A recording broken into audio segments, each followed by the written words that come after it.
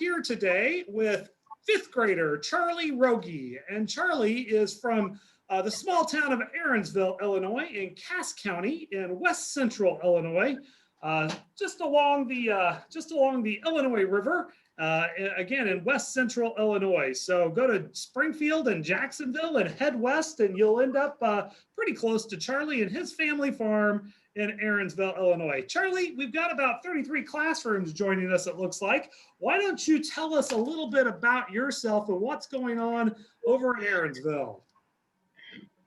Well, I'm Charles Roegge, and I'm in fifth grade, and I'm at my house right now. I got out of school, and in school we do all the regular school stuff. My school is a small school in Orangeville, and we don't have much stuff there, but we have 3 churches, another school that's pretty big, and then we have a little restaurant, and we have Beard Implement. Shout out to Jerry Beard at Beard Implement. We have Bird Seed Farms. Shout out to them. Then we have Agrigold a couple miles away. Shout out to them.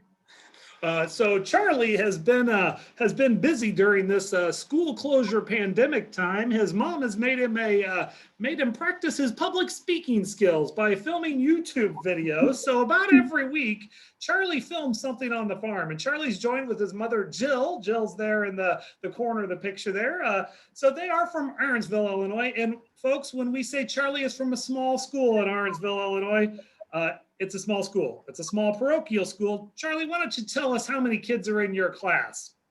7. 7. And that's not just your class setting. That's the whole 5th grade. There are 7. Pretty exciting for you, though, because I'm the only boy. Been there. I'm sorry? I'm the only boy, too. Oh, still the only boy. You used to have 5. I thought maybe one of the other 2 would join in and be a boy. But no such luck. Well, in addition to being a 5th grader and all the other 5th grade activities, we will, in addition to that, Charlie helps out a lot on the farm.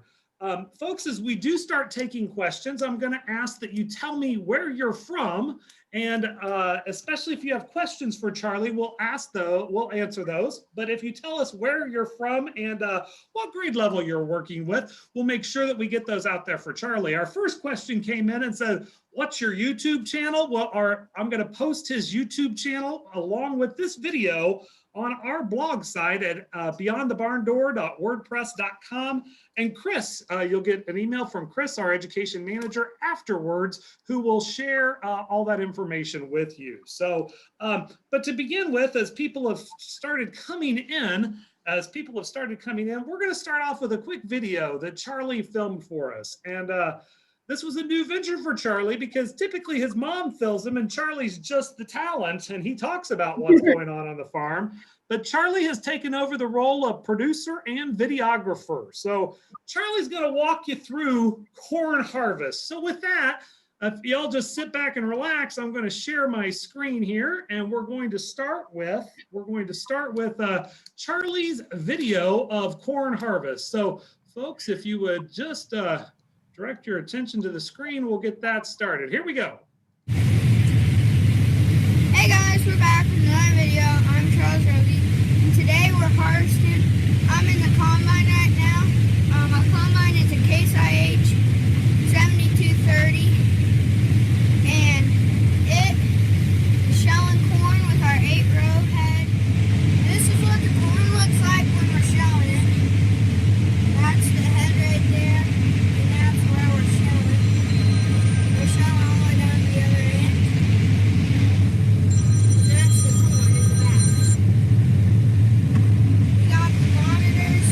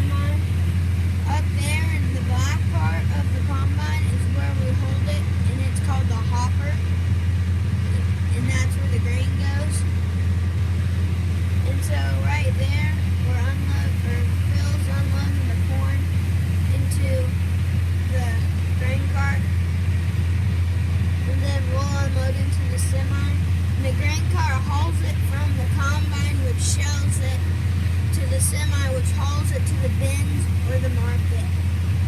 Now we're here loading up the red Kenworth semi with the grain cart's corn, and we'll put 3 corn loads on it, I think.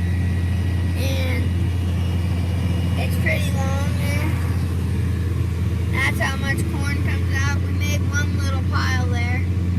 We'll make a couple more along the semi. And that's how we load the semi. It kind of gets bumpy when we're crossing these roads because we're going on the opposite side of them. And this Devastator doesn't always punch them down. So it's gonna take and so we use the Devastator to try not to ruin our tires. Because you don't want to ruin your tires. Up there is the radio, which we use to talk to the grain cart and the semi guys. The little black thing right there is the mic, and that's the real radio. And we use it to talk in case something goes wrong or when we're full or anything. Pulling up to the semi, finish that little bit, and we're gonna cut into the middle of the corn right there. And so we have a camera right here. It's pretty nifty. Can't really see it. There you go. Now we're gonna stop. Well, you still can't see it, but we can see where we're dumping. There's a little camera up there to where we can see where we're dumping. And then we have a button on the side that we can press to switch it to backwards for when we're going down the road for safety precautions. So if there's someone coming behind us, we can see where they're going. And so I'm going to switch back to the auger.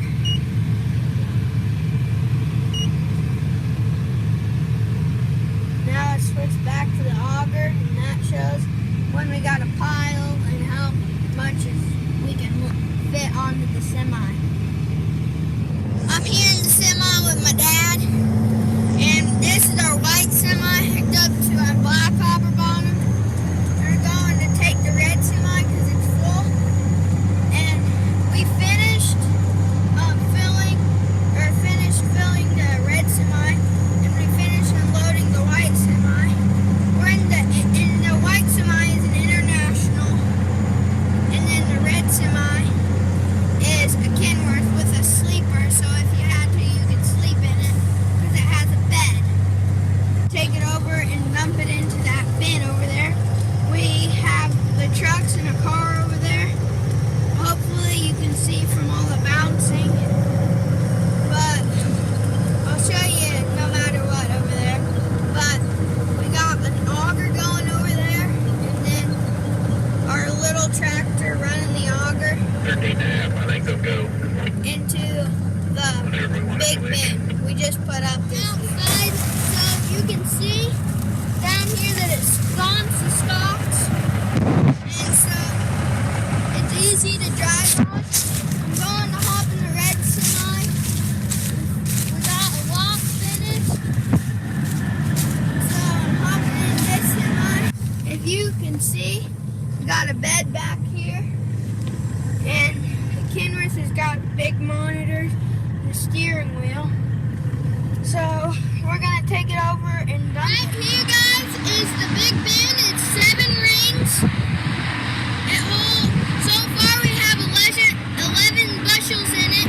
That is the big one. Those are the hoppers, and then the grain hopper that we dump. This is our tractor that we're running. The 70A, the loader tractor that we use a lot. So we're gonna unload up there into that bin. So shout out to my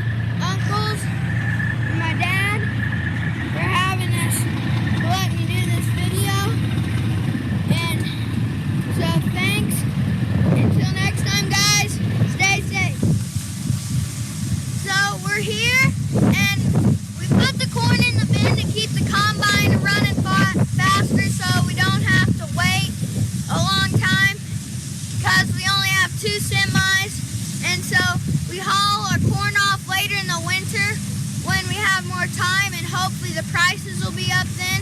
So until next time, guys, stay safe. All right, thank you, Charlie. What a cool video. And I've got several comments from folks that are talking about how Charlie is, what a cool video it is. So thank you very much. So Charlie, with that, one thing that I noticed, and this is something for others to notice, Charlie, you grew up around this. You've been farming. I think in one of your videos, you talked about how you've been farming your whole life, right? So you're around these things. There's some pretty big pieces of equipment out there. So one word of advice to any of our people that are watching: you aren't just going to run across a field or jump in without being invited, first off, because there's a lot of big pieces there. Charlie, how about any near misses you might have had on the farm? And we want to encourage some farm safety. Have you ever been injured in a farm accident or come close? Not mostly, but I have hit the silage wagon once with the gator. So this farming is a really, really dangerous thing. So the first thing we want to know is Charlie was there with his uncles and his dad. And again, he's got 10 years experience while walking around these things. The other thing was you apologized that it was kind of bouncy. And you were kind of shouting during part of your videos too. Farming's very loud and it's kind of rough on the body too, right? Yeah, it's really rough, and you got to pay attention of what you're doing and make sure you're doing it right, because if you accidentally do the wrong thing, it might really ruin something. Right. So thank you for that. Again, we want to emphasize the whole aspect of farm safety and what goes on with that. So appreciate your time in doing that. And let's talk about your dad and your uncles. The name of your farm is what, Charlie? AMP Roegge Brothers LLC. So AMP Roegge Brothers LLC, which means that it is a family-owned company, but it is incorporated to make sure that to make sure that everybody is protected from insurance and all those adult-like things. But tell me who the A and the P and the M are. A is for Aaron, my uncle, and then M is for my dad, Matt, and then P is for my other uncle, Philip. And sooner or later, what are we going to add to that, Charlie? We'll add a C for me. We'll add a C, and it'll be Camp Roegge, I'm sure. So really cool. I do have a couple other things that we want to talk about. Were you standing up when you were in the combine, or where were you sitting? I was sitting down on the buddy seat. So tell us a little bit about the buddy seat. The buddy seat is right next to the big seat where the driver sits, and it's usually used for anything that you need to sit in, but we have a cooler under it, so we pull up the seat and we can put our snacks and drinks in it. There you go. You got to stay well hydrated and pretty well fed as well. Additionally, we were talking before we came on to the webinar. Been pretty dry where you're at. Been pretty dry. Good for corn harvest, right? Things are drying down. You haven't had to dry the corn out. But tell us a little bit about what of the dangers might have happened with you and all this dryness.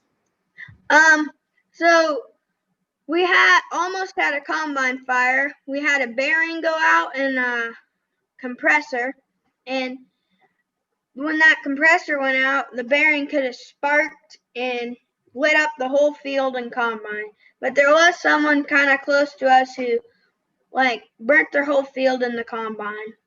Yeah, so we were seeing a lot of notices the last couple of days because it is so dry, and secondly, because it is so windy as well. Those were the two conditions that were asked him. So we do have Lisa Haddon from there in Cass Morgan County. She wants you to help present to Mrs. Christensen's class next week. So we've got that out there for you. So we'll see if we can't get you a speaking gig and have Charlie go online. But so we started with the combine. And the combine takes and harvests the corn. And I've got a question here, Charlie, and if you don't have it, from Mrs. Beller's class at Mount Zion Intermediate at Aspire, which is over near Decatur in Macon County, so just a little bit east of you. The class wants to know how the corn is separated in the combine. Do you know, Charlie? And if you don't, that's fine. That's kind of a big question for you, but can you explain it a little bit? Yeah, the combine pulls the stalks in and takes out the kernels from the cob. So it kind of just has the cob and then shells off the kernels. Kind of like, say you're holding something and then you just chop the stuff off. And then it sends the corn into the hopper and it throws the cobs out behind the combine. So actually, that's a great answer. That's a great answer. I'm a former English teacher, and I like to know where words came from.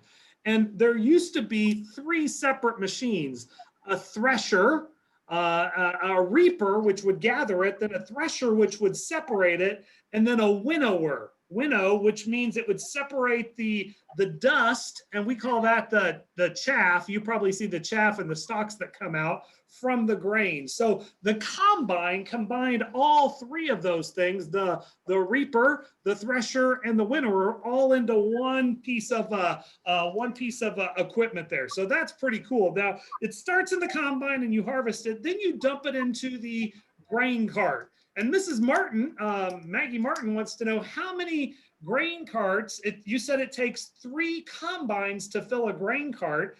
How many grain carts does it take to fill the semi? It takes usually 1 load, unless you're not completely filled. So basically you're doing that, and then the semi, you keep at the edge of the road to run back to where you're storing it in the bin. So there's a lot of transportation involved from the combine to the grain cart, to the semi, to the bin. And the bin, you're just holding that until a little bit later, when you're gonna hopefully sell it or reuse it or something like that. Got a question here from Stanfield's class. Do you ever get to drive the equipment, Charlie? Yeah, I drive the grain cart mostly when like someone's gone. So that means that you're driving back and forth in the field, and the cool part about that grain cart is that might be one of the most important jobs, because you got to get lined up exactly correct with that combine. Yeah, and I have to stay the same speed as the combine. And so the first time I ever ran it, my uncle was telling me what to do over the radio and making sure I did everything right. So again, this is not something for first year first timers to do. This is somebody who's had experience and watched this the whole time. Got another question here about how much corn do you guys harvest? That's a really good question. And this would be a great math question. Charlie, the last time you looked at the yield monitor, how many bushels per acre were you averaging? Do you remember? I think about 200 and something. Right around 200. So those were pretty good fields. That's pretty good yield for corn. And about how many acres do you have? We had about 1,400 acres of corn this year. So for Hannah, you multiply 1,400 times 200 plus bushels an acre, and that'll tell you how much corn they're getting. Each bushel of corn, and you might see bushel baskets, they're big baskets, a bushel basket weighs about 56 pounds of corn. So another math activity you could take and use is to another math activity, figure out how much all of that weighs when it's in storage. Got a question here from the Murray class. The class wants to know how many tractors and combines your family has. We have 1 combine, and I don't know how many tractors. We have about 15. We have about 5 that we use the most, but then we have some 10 that are just used for augers and older tractors that we've always had on the farm. And explain how you use a tractor for an auger. For those who didn't know, an auger, it basically acts like an elevator or an escalator. You dump the corn and then you transport it up like through a big straw, and it goes up to the top of the bin and it dumps back out. Why do you need a tractor to run that piece of equipment? What's used there, Charlie? You need a PTO shaft to give it power from the tractor's engine, because you don't have an engine on the auger, and you have to rev the tractor up and get it to where the conveyor on the auger raises it up into the bin, and then it'll dump out from its spout into the bin. And for those people who don't know, most of the tractors on Charlie's farm are what color, Charlie? Case. Case. So they're Red. red. Charlie's a red family. And if you look over his shoulder there, it says it's an IH. So International Harvester is now Case IH. So those are red tractors. A lot of the other tractors that you see out there are green. Those would be John Deere. Kind of like Nike and Adidas. Those are brand names of tractors, and some people are particular about what kind of tractors they have. So something tells me the AMP farm has been red for a long time, right? Yep. But we do have one John Deere thing, and it's a Gator, but we did just get a John Deere 2950, and it's an older tractor we're going to use on our feed wagon. So now that's a really good question, because I have a feeling you spend a lot of time on the Gator as well. Why don't you tell folks what a Gator is? A Gator is also a side-by-side that has a bed in the back that you can haul stuff in, and it either has 2 seats or 4 seats.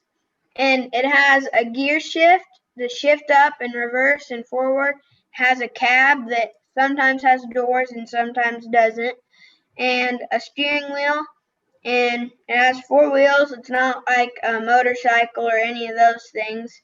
And we haul it's much smaller than a tractor, so it's like a large garden tractor, like a lawnmower, or a large like a large garden tractor, or a large a golf cart type of thing. Sometimes you'll see in towns, you might see Gators on the street, like you might see a golf cart as well. So yeah. So Charlie, you also talked a little bit about harvesting corn. At the end, you have your stalk stompers, and tell us what the process is that you take to kind of flatten out the field.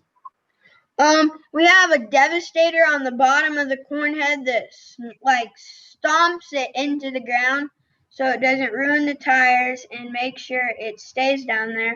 But sometimes you don't have it, and it puts it into the soil. So it's kind of just like getting rid of the stalks. So it's kind of like giving it a fresh lawnmower, kind of giving it a fresh lawn cut, right? So cutting the yard. So it's going to do that. Now, a couple days ago, when you had your breakdown, that allowed one person to run and get some machinery and maybe to take a little bit of break. But you said your dad then started doing something else. Once we harvest the corn, when you guys finish harvesting the corn, season's not over. Then what gets to happen, Charlie? What are you guys going to do? Well, we get to plow up it, which means turn over the soil to where the dirt is on top. So then it'll turn over the dirt, get rid of the stalks, and put the stalks under the ground, and then the stalks will just go away.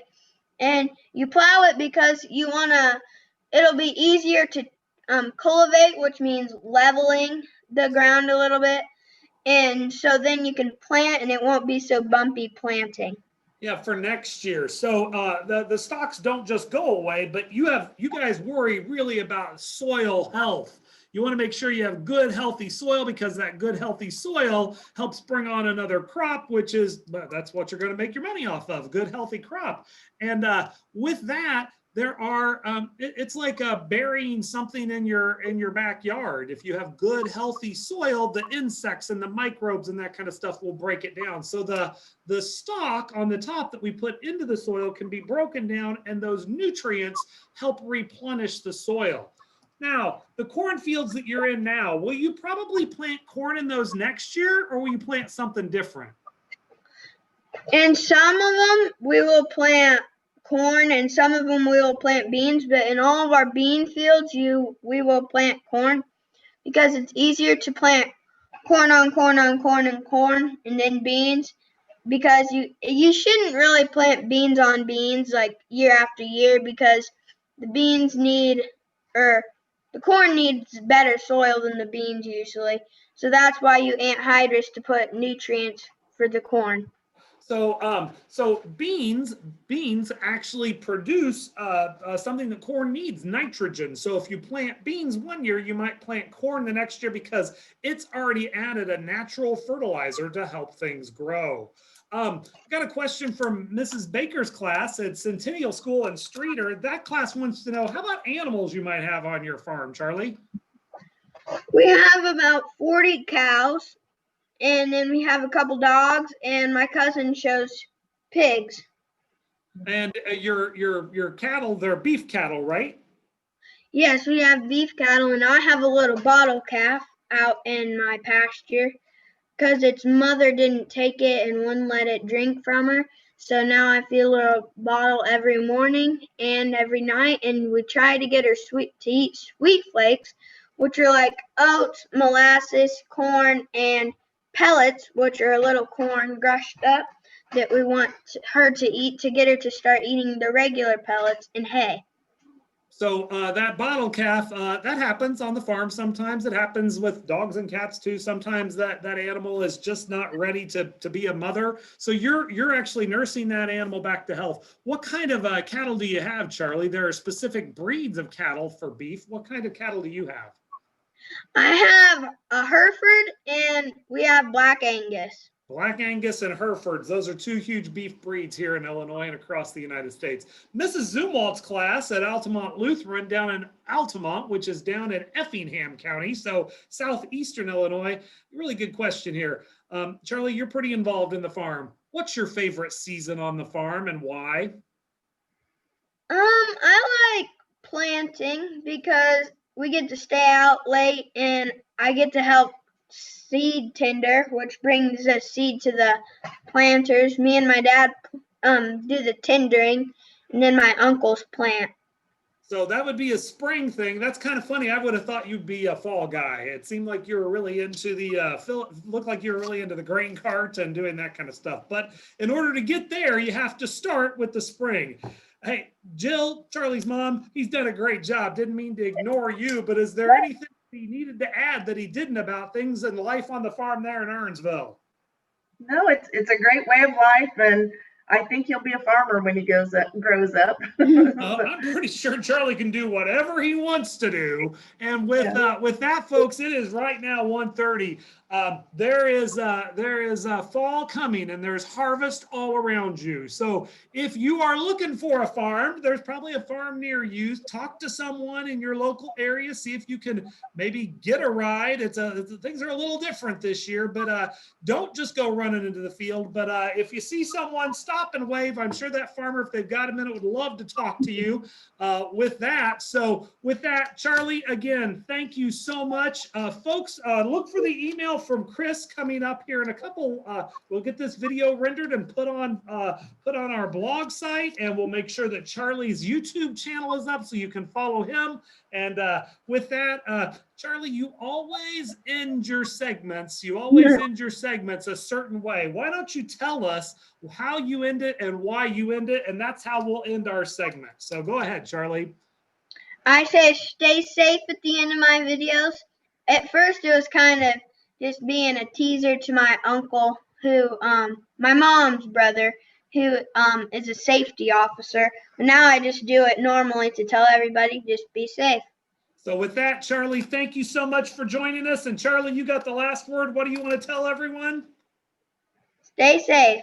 All right. Thank you so much, folks. We hope that you've enjoyed our time here today. For our teachers online, don't forget you got another day to sign up for our professional development, our PD in your PJs. It's coming up on Saturday, and we're going to be looking at our November and December activities. We're going to combine them both into one. And Charlie, because your cousin raises pigs, we're doing stuff on pork. So Porktober, this is National Pork Month, but we're going to continue that into November. With that, folks, thank you for joining us, and a big round of applause for Charlie for such an awesome program. So thanks a bunch, Charlie. You stay safe. Take care, folks.